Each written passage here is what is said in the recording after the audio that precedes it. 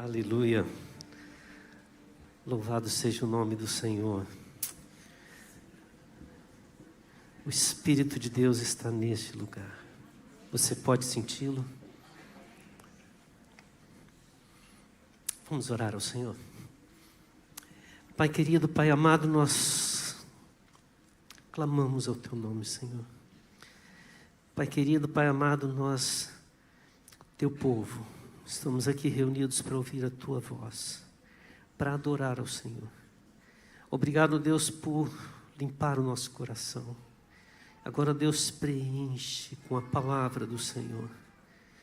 Fala através do Teu Espírito, ó Deus, para que possamos, como Teu povo, sermos luz nesse mundo, sal nessa terra e instrumentos que proclamam a Tua palavra, o Teu Evangelho. Fala, Deus, a nossa oração em nome de Jesus. Amém. Amém. Irmãos, ao longo desse mês nós temos estudado os meios de graça. No primeiro domingo nós estudamos sobre a Santa Ceia, a Ceia do Senhor, e tivemos o privilégio de cear. No segundo domingo falamos sobre o batismo.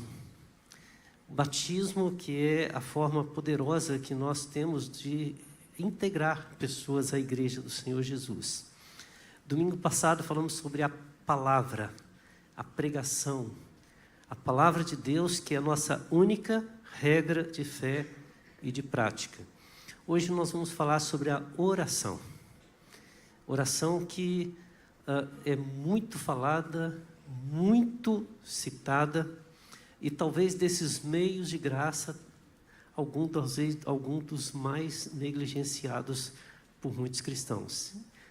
Eu quero te convidar a ler um texto que está em Mateus capítulo 6. E nós vamos ler apenas a primeira parte do versículo 9. E é muito interessante olhar no texto e perceber que Jesus está falando sobre oração.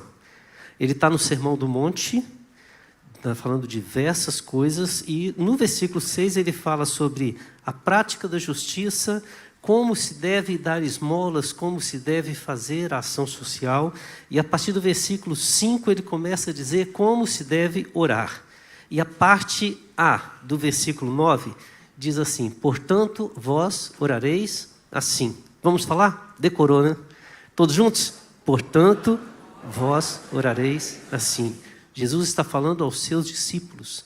Jesus está falando à sua igreja. Ele está completando, por isso ele disse a palavra portanto. Ele está falando sobre a importância da oração. E logo em seguida ele diz: por causa disso que eu estou falando, de como vocês devem viver uma vida de oração, vocês devem orar assim. E aí, eu não vou ler.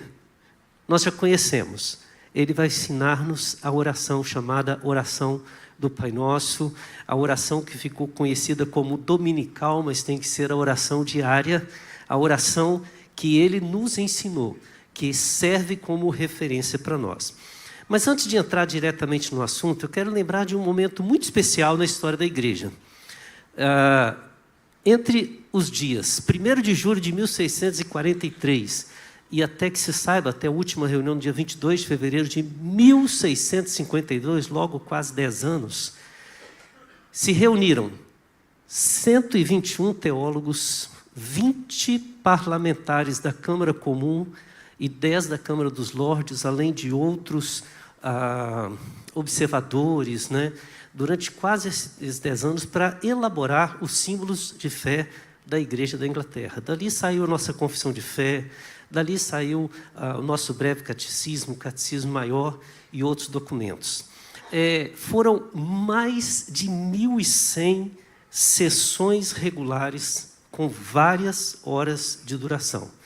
Era uma reunião basicamente diária, excetuando-se o domingo, em que eles chegavam de manhã e passavam o dia discutindo tema por tema aquilo que representaria a fé do povo dentro da visão calvinista, dentro da visão reformada, pelo menos para a Inglaterra. É de onde vem os símbolos de fé da nossa igreja.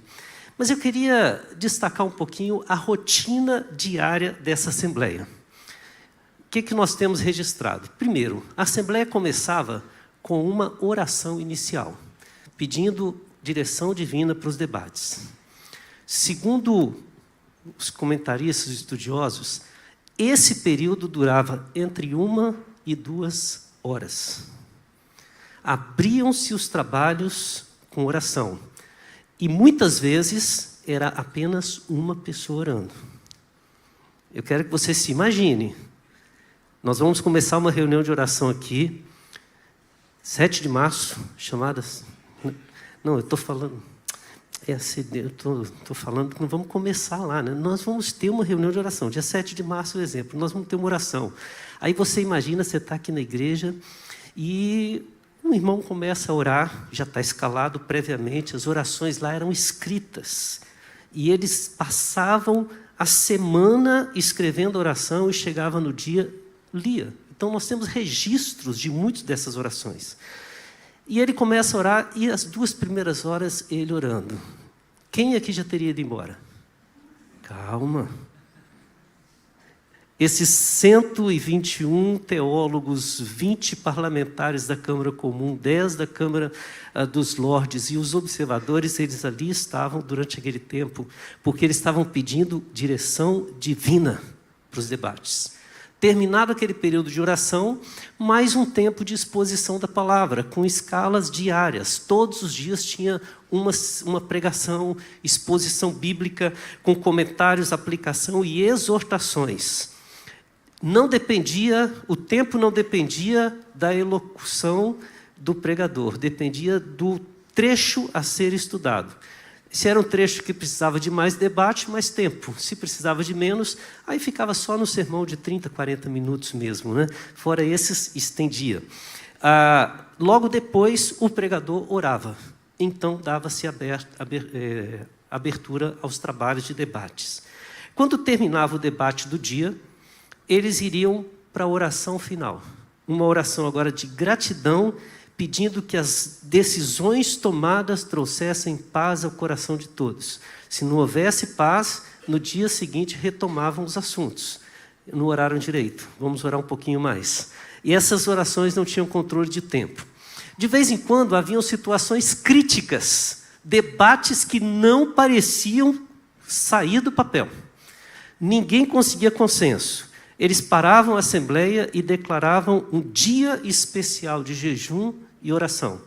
E nesse dia eles dedicavam exclusivamente a jejuar e orar para que Deus trouxesse a paz, a harmonia, a resposta ao coração deles. Dizem que um desses dias mais difíceis foi na resposta da pergunta: quem é Deus? Eles não chegavam ao consenso. E foi após dias de jejum e oração que eles encontraram a resposta que temos. Domingo, eles não tinham debates. É o dia do Senhor. E eles se dedicavam o dia inteiro exclusivamente para os cultos. Quero fazer uma pergunta. O calvinista é conhecido como aquele que crê na soberania de Deus, crê que Deus está no controle, que tudo Ele já determinou, já predestinou, então está tudo nas mãos de Deus. A pergunta é, por que oram os que creem na soberania de Deus? Pegando a rotina de Westminster, pegando a rotina daqueles que estão definindo os símbolos de fé que exaltam a soberania plena de Deus, a pergunta é, por que oram tanto? Se Deus está no controle de todas as coisas, se tudo vai ser do jeito que Ele quer, talvez essa seja a sua pergunta.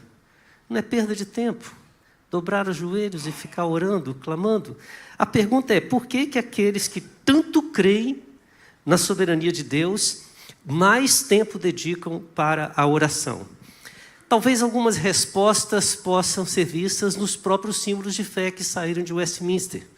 O primeiro é no nosso breve catecismo, que a pergunta, 98, quando fala o que é a oração, eles respondem, a oração é um santo oferecimento dos nossos desejos a Deus por coisas conformes à sua vontade, em nome de Cristo, com a confissão dos nossos pecados e um agradecido reconhecimento das suas misericórdias. Observe que a primeira palavra já diz tudo, é um santo oferecimento.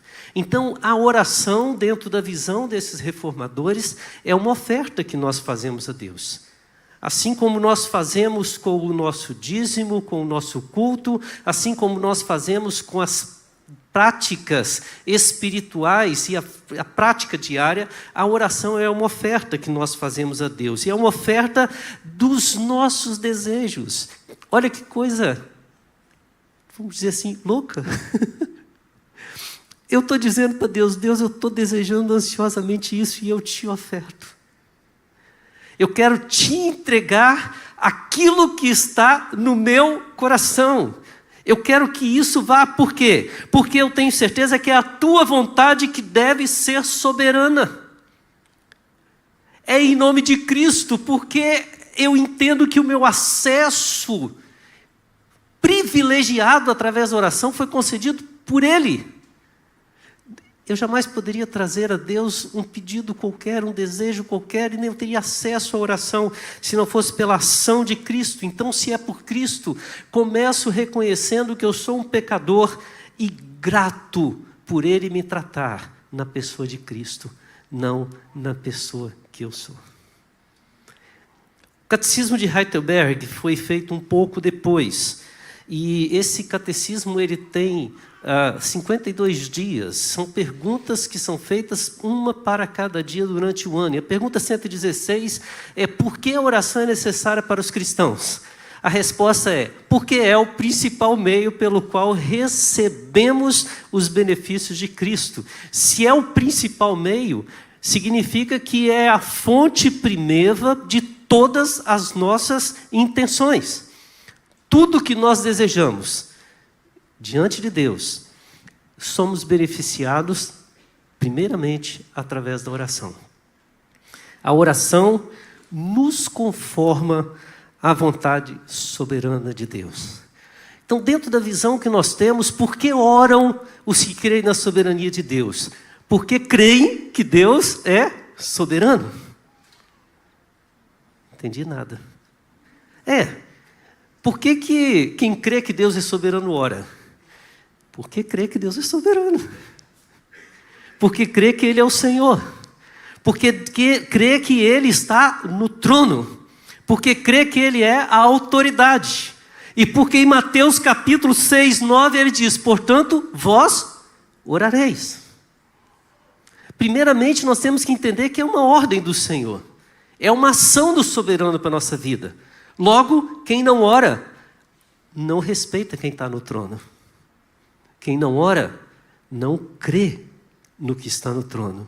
Quem não ora, não vê Deus como soberano na sua vida. Terry Johnson tem um livro maravilhoso chamado A Doutrina da Graça na Vida Prática. E ele tem um capítulo sobre oração que até hoje creio seja um dos capítulos mais poderosos que eu já li a respeito desse assunto. E ele diz, em um determinado momento, que a fraqueza da igreja moderna não é o seu conceito, a sua definição, aquilo que ela fala ou divulga sobre oração, mas a sua prática, ou deveríamos dizer, a ausência da sua prática. Terry Johnson acredita que o que a igreja enfraquece a igreja é falta de oração. E o que fortalece a igreja é a presença da oração. Não é o conceito. Não é se você ora de forma bela, né? Tem pessoas que conseguem, tem até uma impostação de voz diferente na oração. Vai conversar com o irmão e fala: aí, cara, tudo jóia? Vai conversar com Deus. Oh, excelentíssimo Senhor soberano e Deus Pai. Faz até assim, né? Fica bonitinho, né? E a gente acha que é o jeito, não é o jeito. Aliás, o que precede essa ordem de Jesus diz assim: vós orareis assim, quando orardes, vocês vão entrar no seu quarto em secreto, e teu Pai que vem em secreto te recompensará. A oração é uma relação sua com Deus. Mas Terry Johnson ele vai trabalhar alguns elementos da importância da oração. Como que a oração atua na nossa vida. E nós temos pelo menos 3 aspectos pelo qual a oração é importante e necessária para a vida de cada cristão. Em primeiro lugar, ele vai dizer que através da oração somos levados a uma postura de prostração espiritual diante de Deus. A citação de Daniel é tremenda. O povo de Deus está sendo obrigado por uma lei a se prostrar e adorar diante de um ídolo.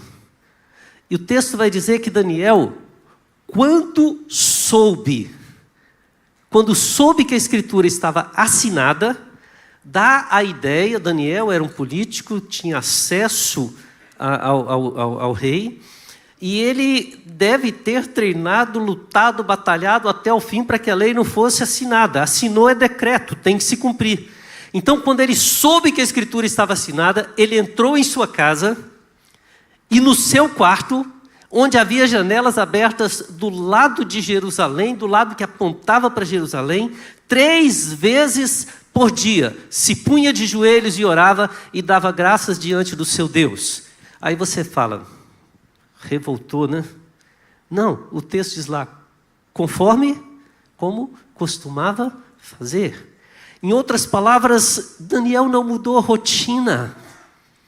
Ele decidiu enfrentar a lei que o obrigava a se curvar diante de uma imagem, se curvando diante daquele que ele cria que era o soberano, o Deus Todo-Poderoso, como fazia todos os dias.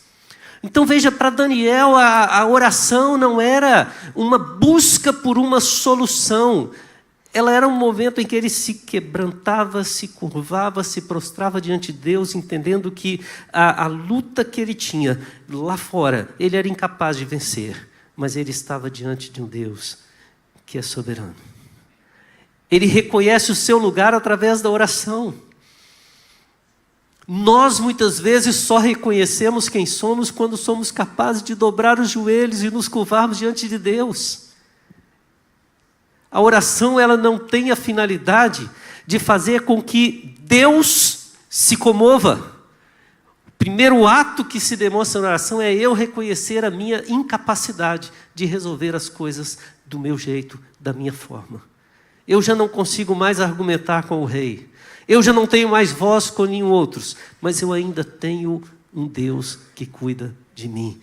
Um Deus que é soberano sobre todas as coisas. Reconhecendo a soberania dele, curvo meus joelhos e me prostro diante do Senhor. A segunda razão pela qual a oração tem que fazer parte da vida do cristão, segundo Terry Johnson, é que a oração nos humilha e constrói a nossa fé. E eu coloquei um texto aqui de Pedro que alguns vão dizer, não é oração, é uma conversa. É uma conversa com Jesus. Deixa eu dizer uma coisa. Toda conversa com Jesus é uma oração. Toda conversa com Deus é uma oração. E aqui nós temos a cena que Jesus ele volta, eles passam a noite pescando e não conseguem nada, e Jesus dá ordem para lançar as redes, e eles fazem, e diante da pesca maravilhosa, Pedro reconhece a santidade de Deus, a autoridade do Senhor, e ele chega perante o Senhor, prostra-se aos seus pés, dizendo, retira-te de mim, porque sou pecador. Quando nós oramos, nós reconhecemos aquilo que foi falado na confissão de fé, que nós somos indignos de chegar perante o Senhor, que nós não temos, vamos usar termos comuns, não temos sangue azul. O nosso acesso à família do rei não é pelos laços sanguíneos. Tem que se marcar audiência, tem que esperar a oportunidade. O acesso não é livre. De repente a gente olha para isso, para essa situação que nós estamos, e conseguimos perceber que nós fomos lavados e regenerados no sangue de Jesus, e estamos à mesa. Estamos à mesa com o nosso Pai. Quando nós oramos, esses 2 elementos, eles vibram dentro de nós. O reconhecimento da nossa indignidade, do nosso pecado, e isso nos humilha. Mas ao mesmo tempo nos faz entender a grandiosidade daquele que nos salvou isso fortalece a nossa fé. O próprio Senhor Jesus vai chegar para Pedro, vai levantá-lo e vai dizer: eu te farei pescador de homens.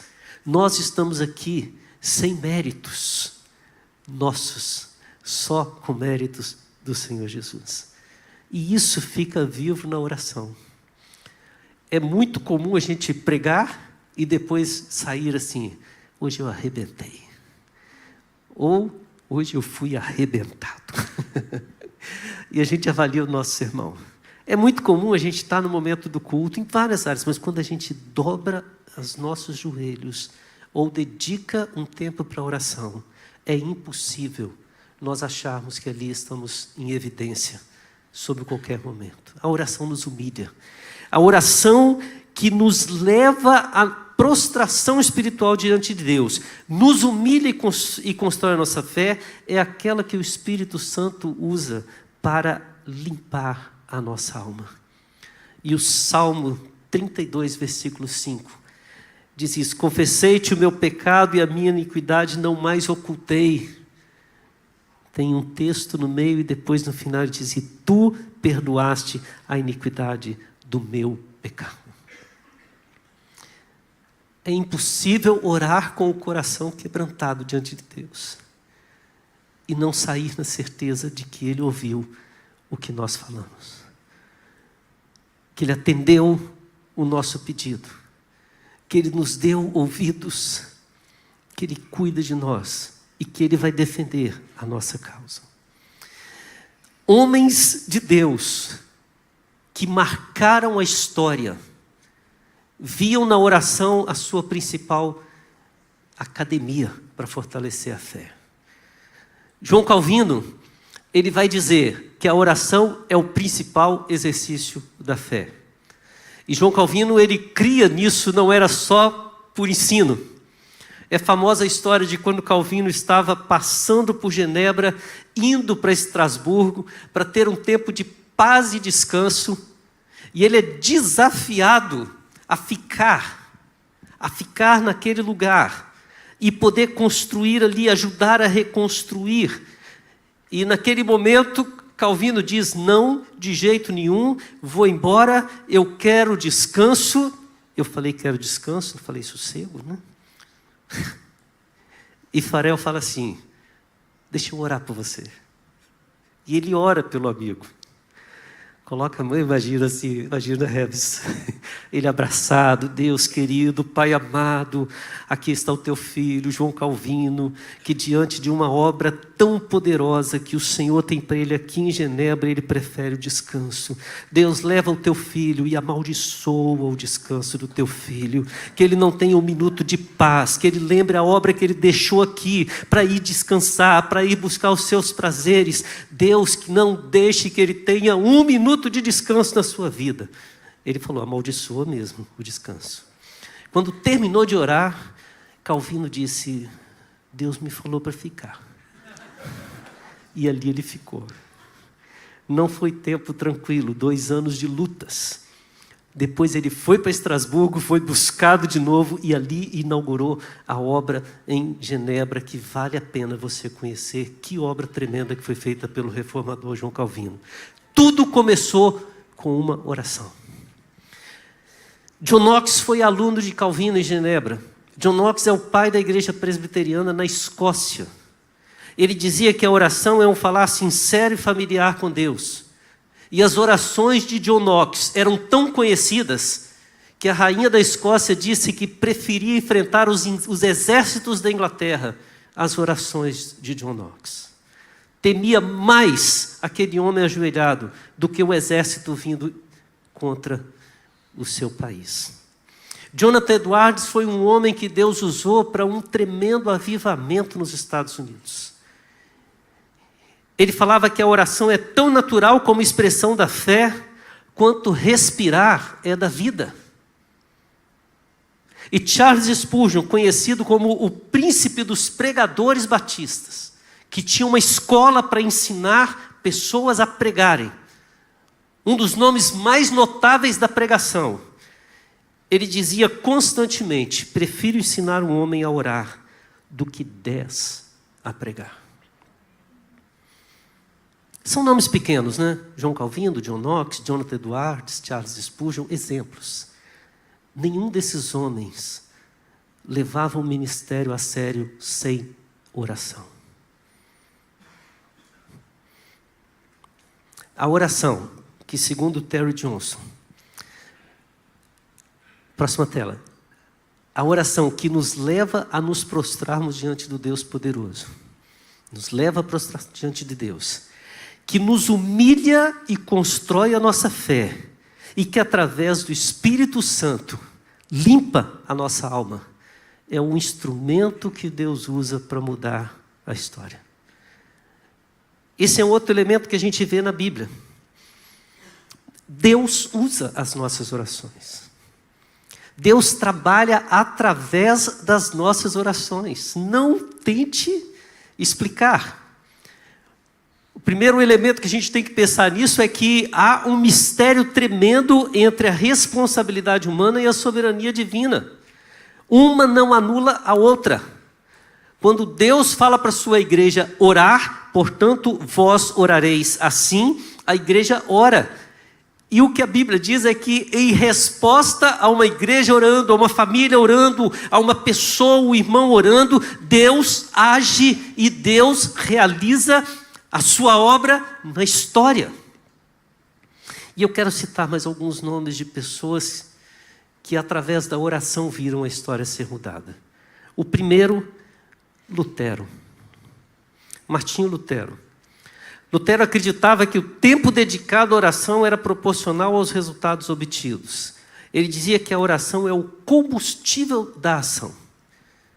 Era comum dizer que quanto mais compromissos ele tinha no dia, mais tempo ele dedicava para orar.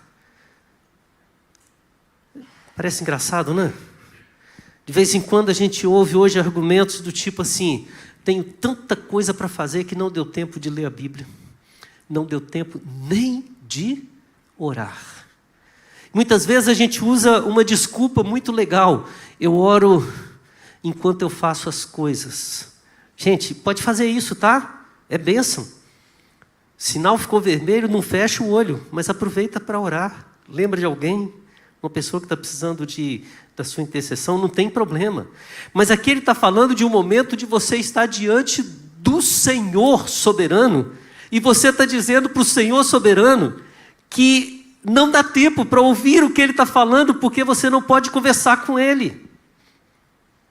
Sabe quando você vai conversar com uma pessoa, e a pessoa está na tela, vamos usar a telinha do celular, e está aqui, e você conversando e ele dizendo assim: não, pode falar que eu estou te ouvindo. Como é que você se sente? Feliz da vida, né?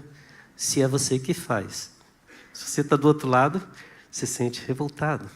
Às vezes a gente está tão ocupado com os negócios desse mundo que esquece que os negócios desse mundo estão debaixo da autoridade do Senhor de todo o universo, do nosso Deus. E a filosofia que Lutero tinha é aquela: se eu conversar com Deus, Ele abre as portas, Ele endireita o caminho, Ele abre os sinais. Eu não sei se é só comigo que isso acontece, mas quando eu estou com pressa, todo sinal fecha. Com você é assim também? Quando eu não estou com pressa e estou com muito tempo de sobra, eu não pego um sinal fechado. Às vezes eu falo, né, Cíntia? Fala assim: você vai ver, hoje eu estou com pressa, todo o sinal vai fechar, na hora que eu vou chegando ele vai fechando. Aí eu estou vendo lá na frente o sinal verde, e eu saio, acelero, vai dar, faltando uns metrinhos, fecha. Então, o Lutero entenderia assim: se eu orar antes, o sinal vai estar aberto, fechado, vai estar aberto. Então estou precisando orar mais. Né? E você também, você que falou que o sinal fecha. Lutero acreditava isso, que você vai para uma reunião, ora antes, a reunião vai ser mais produtiva. Está difícil, ora, porque Deus facilita. E se não facilitar diminuindo a agenda, Ele vai facilitar trazendo a paz ao seu coração. William Wilberforce era um parlamentar inglês que teve como seu grande alvo a luta contra a escravidão na Inglaterra. Ele tinha inúmeras resistências, mas ele tinha uma rígida disciplina diária de oração em prol dessa luta política contra o tráfico de escravos na Inglaterra. E foi ele, o homem que Deus usou para mudar as leis e transformar toda a política internacional com respeito ao tráfico de escravos. Não foi a sua capacidade argumentativa, foi a sua capacidade de colocar diante de Deus a sua causa. George Miller é conhecidíssimo. Ele sustentou vários orfanatos na cidade de Bristol. E ele confiava que as orações eram suficientes para a manutenção desses orfanatos. E ele registrava no diário: hoje eu pedi a Deus que mandasse pão. No final do dia ele dizia: Deus mandou pão assim, assim, assim. Ele registrou mais de 50 mil pedidos de orações atendidos, sendo mais quase 30 mil no mesmo dia. Nunca faltou nada, porque esse homem se dobrava em oração. E o que falar de Dietrich Bonhoeffer? Cristão que lutou contra o regime nazista, foi preso, e a figura mais poderosa, a imagem mais poderosa no cárcere, era vendo ele meditando e orando pelo fim do regime nazista. Ele foi morto. Uma das últimas decisões de Hitler foi mandar matá-lo porque ele estava trazendo problemas.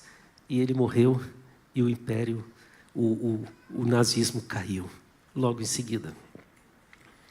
Uma última pergunta que a gente poderia fazer: até quando devemos orar por algum motivo? Já vimos que a oração a gente faz porque a gente crê que Deus é soberano. A gente já viu que a gente ora não é para mudar a vontade de Deus, é para conformar o nosso coração à vontade de Deus. Ele nos leva à prostração, reconhecendo que Ele é o soberano. A oração nos humilha e alimenta a nossa fé, limpa o nosso coração, nos faz compreender a vontade de Deus, e através da oração Deus age e muda a história. Mas até quando devemos orar? Terry Johnson vai dizer que até que tenhamos compreendido a vontade de Deus e tenhamos confiança em dizer: seja feita a tua vontade, independente da resposta que Ele nos der. Independente da resposta que Ele nos der. Às vezes a gente quer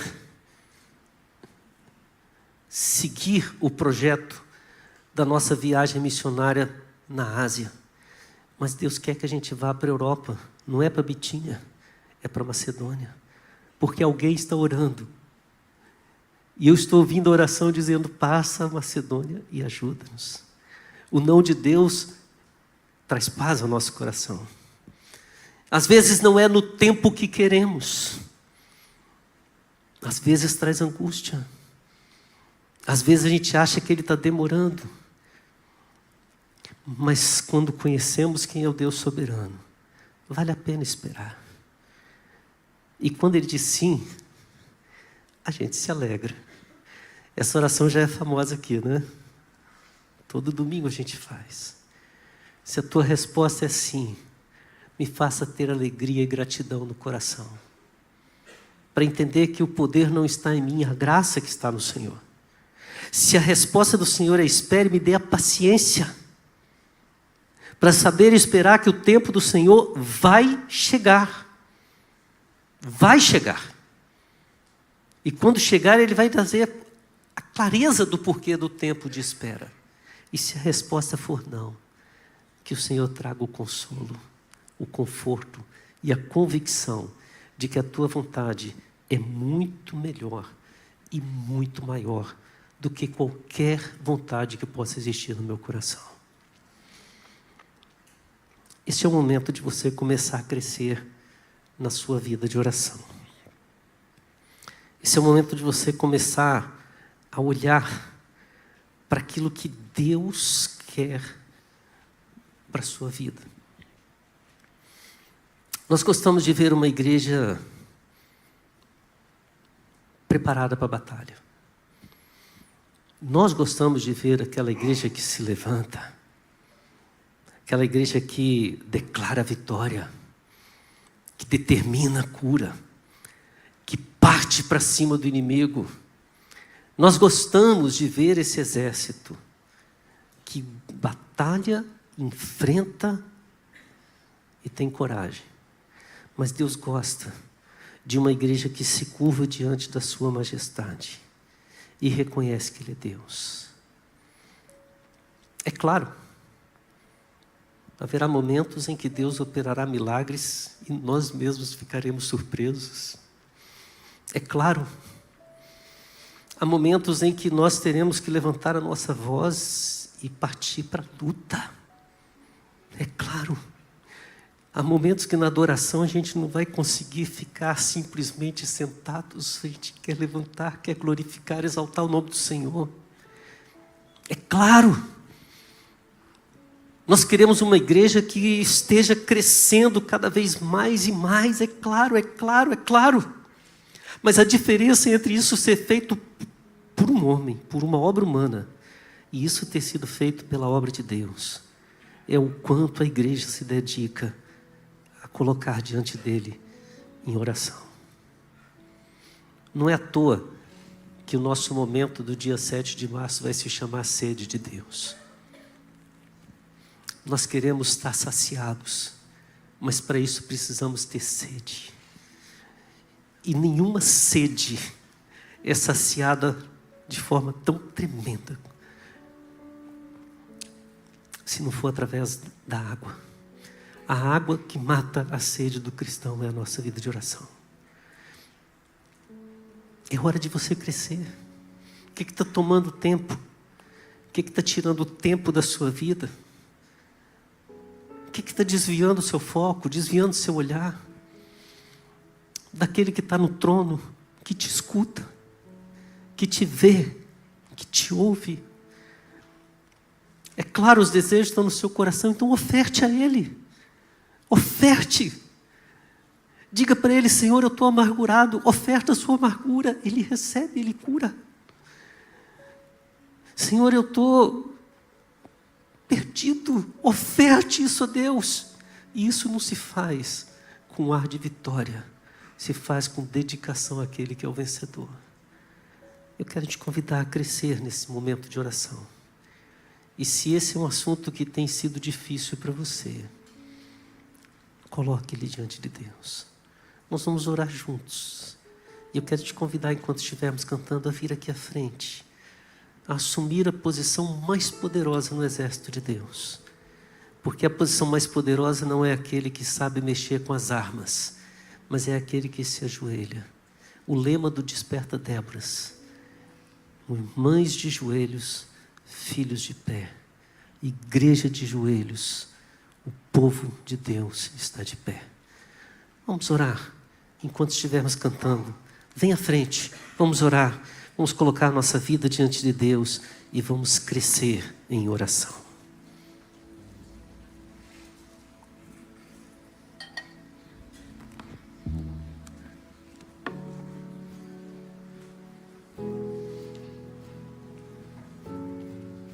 Venha.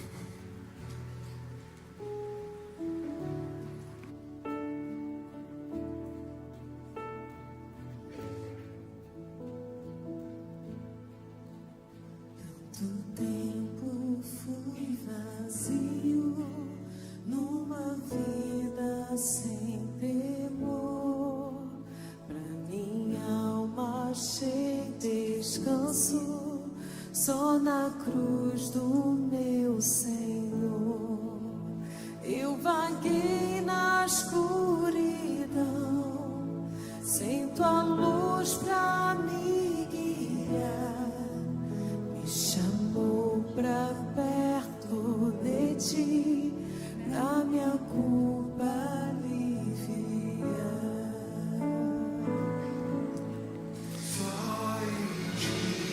Só em ti, graça e amor fluem por mim. Só em ti,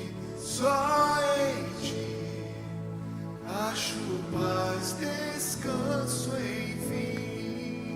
Senhor, nós queremos declarar só em Ti. Só em Ti, ó Deus, está o descanso da nossa alma. Só em Ti está a verdadeira vitória. Só em Ti está a palavra que traz alento e paz ao meu coração. Só em Ti, ó Deus, está a certeza de que a Tua igreja, o Teu povo, Te honra, Te adora. E é assim, ó Deus, que nós declaramos quando nós curvamos os nossos joelhos, fechamos nossos olhos, colocamos a nossa mente totalmente conectada à mente do Senhor.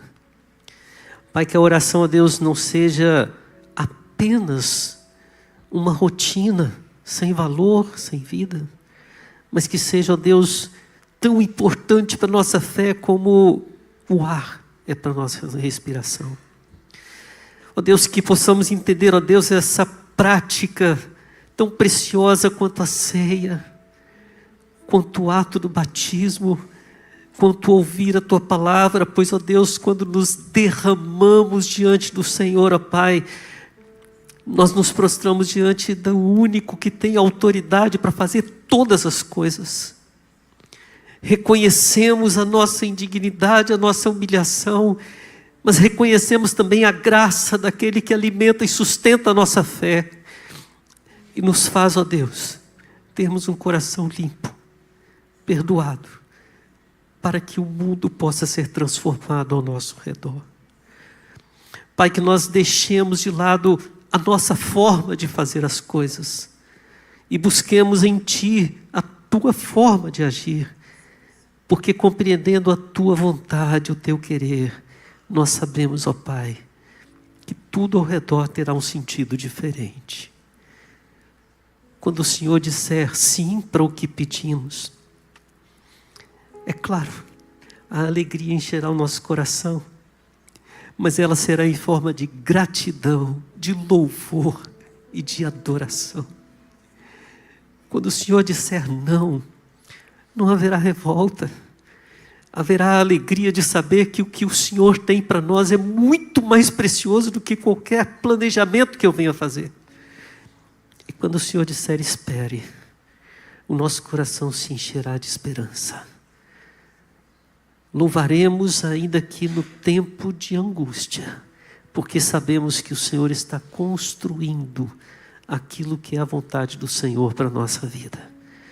Nos ensina, ó Deus, a sermos uma igreja forte, reconhecendo a nossa fraqueza, vitoriosa, reconhecendo a nossa derrota, poderosa, porque estamos dobrados de joelhos, prostrados diante do Senhor.